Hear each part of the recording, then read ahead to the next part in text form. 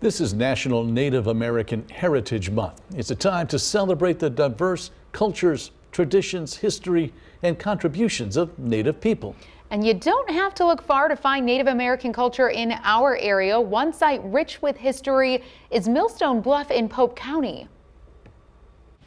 Along Route 147 in Pope County is an archaeological site where generations of indigenous peoples once lived. Millstone Bluff is a pre-contact or prehistoric Native American village site that actually has some other very interesting aspects to it. From as long ago as 950 to about 1500 AD, late woodland and Mississippian Native Americans lived atop the bluff. It's here where they hunted, gathered resources, and cultivated their way of life.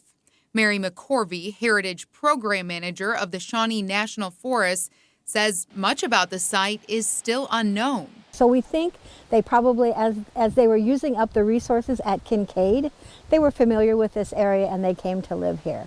And we actually, if you think about it and think about the topography, this is kind of like living on a mound. Today, you can still see where natives dug the foundations for their homes and where they buried their loved ones. There are remains of the stone fort they built and petroglyphs etched into stone depicting figures that are thought to be religious. It makes this site again unique in that you have an unplowed Mississippian site with a cemetery where they buried their loved ones, as well as the rock art.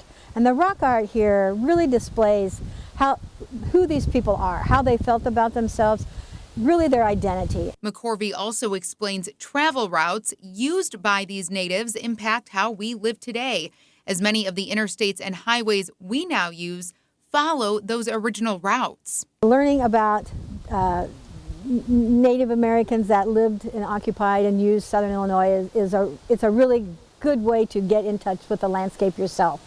Think about how they might have used the landscape. Millstone Bluff is on Highway 147 in western Pope County, just east of Simpson, Illinois.